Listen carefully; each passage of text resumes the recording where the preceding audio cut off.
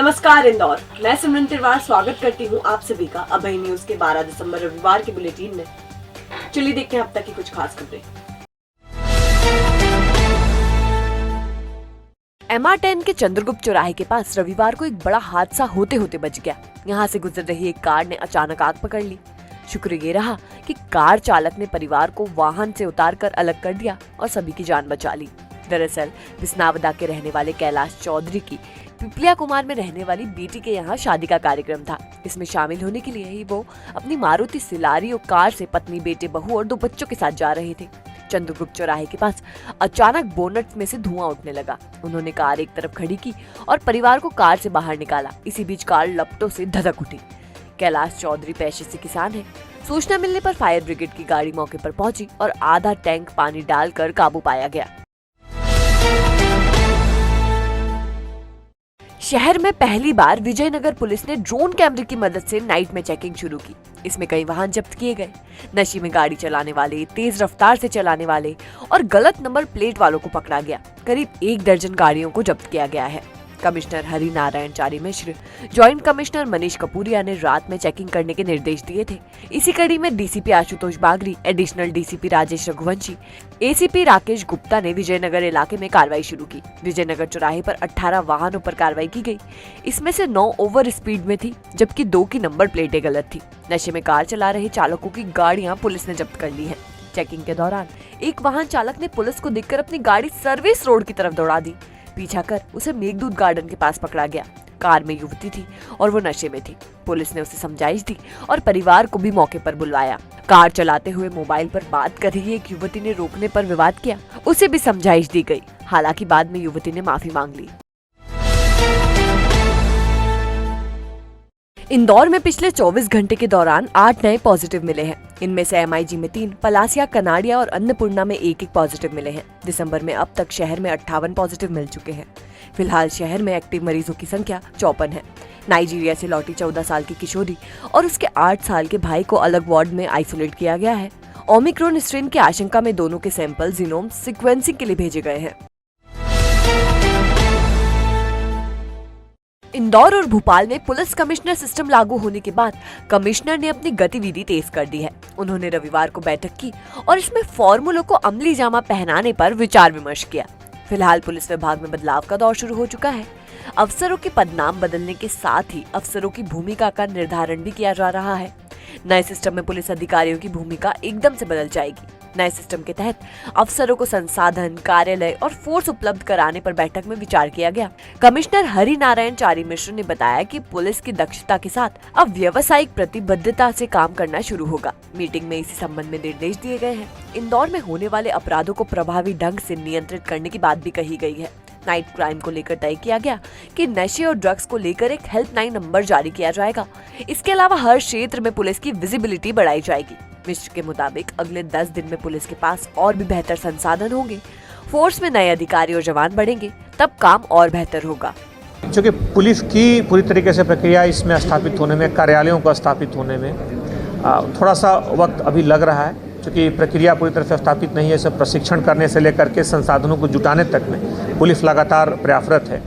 आने वाले दिनों में जब तक ये शुरू होता है तब तक चूँकि समानांतर वहाँ पर ये प्रक्रिया हो सकती है, तो आने वाले दिनों में वहाँ चलेगी। लेकिन रिसोर्सेज और बाकी चीज़ों के होते ही फिर पुलिस इन सारे बिंदुओं पर काम करना शुरू कर देगी। शुरुआत आज से ही हो रही है। इसमें अभी मुख्य तौर पर ACP और एडिशनल जो DCPs हैं उनको एक समान तौर पर प्रोसिक्यूशन के कुछ अधिकारी इस बारे में प्रशिक्षण देंगे।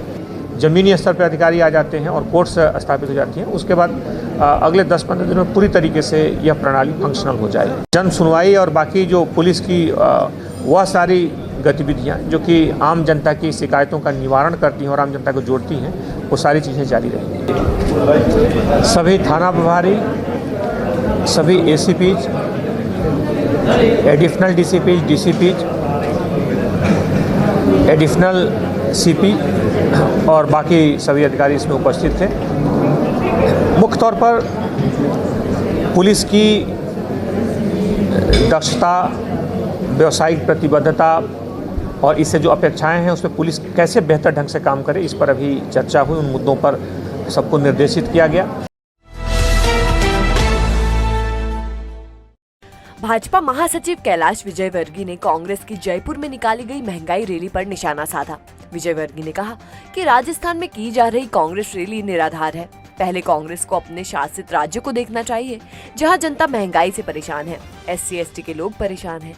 राजस्थान के सीएम अशोक गहलोत को पहले अपने राज्य की स्थिति ठीक करना चाहिए। उन्होंने कहा कि यूपी चुनाव के बाद कांग्रेस की हालत बंगाल की तरह हो जाएगी। इंदौर भोपाल में लागू कमिश्नर प्रणाली का विजयवर्गीय ने समर्थन किया।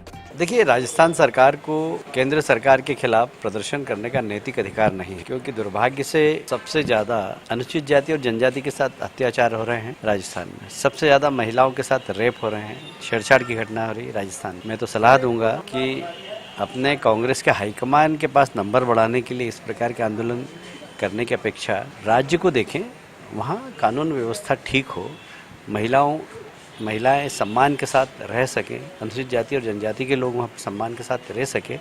गहलोत साहब पहले उसकी चिंता करें, उसके बाद केंद्र के खिलाफ कोई आंदोलन करें। देखिए, कोई भी आप गलत काम करोगे तो अच्छे लोग हमेशा उससे दूर रहेंगे। देखिए, अरुण जी के हाथ से एकदम 56 भोग की थाली लगी हुई थी और खींच ली कमलनाथ जी ने, तो कुछ न कुछ तो करेंगे, चुपचाप तो बैठेंगे नहीं। कांग्रेस वहाँ पर बंगाल की स्थिति में कांग्रेस वहाँ पर पहुँचेगी।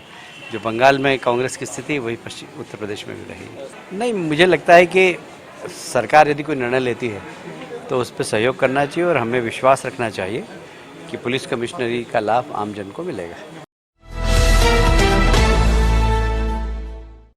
हेलीकॉप्टर हादसे में दिवंगत CDS विपिन रावत को श्रद्धांजलि देने का क्रम लगातार जारी है।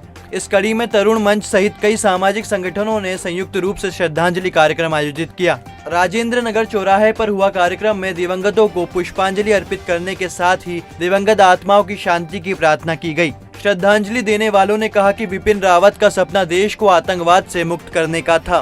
कल हमारे देश के सैन्य प्रमुख श्री विपिन जी रावत व अन्य 13 साथी उनका दुखद निधन हुआ है, जिन्हें श्रद्धांजलि अर्पित करने के लिए अन्नपूर्णा क्षेत्र के राष्ट्रभक्त नागरिकों द्वारा आज राजेंद्र नगर चौराहे पे श्रद्धांजलि सुमन अर्पित करने का कार्यक्रम किया गया था। हम सब राष्ट्रभक्ति की भावना से जो इस देश को अपूर्णीय क्षति हुई है उसे अपनी और ज़्यादा राष्ट्रभक्ति बढ़ाकर हम उसे पूरी करने का प्रयास करेंगे। और इसी के साथ ही यह भी संकल्प लिया कि जो राजेंद्र नगर क्षेत्र में हमारे शहीद प्रतीक पुणतांबेकर का सेतु बना हुआ है, उसका सामान्य बोलचाल में उस सेतु का नाम भी हम प्रतीक सेतु में रखेंगे। और सभी ने उन्हें श्रद्धांजलि अर्पित कर भगवान को उनके श्री चरणों में स्थान देने की प्रार्थना की। तो आपने देखा आज का हमारा बुलेटिन। अगर खबरों को लेकर आपके पास कोई फीडबैक हो तो हमें जरूर बताइएगा। कल फिर मिलेंगे इसी समय। नमस्कार।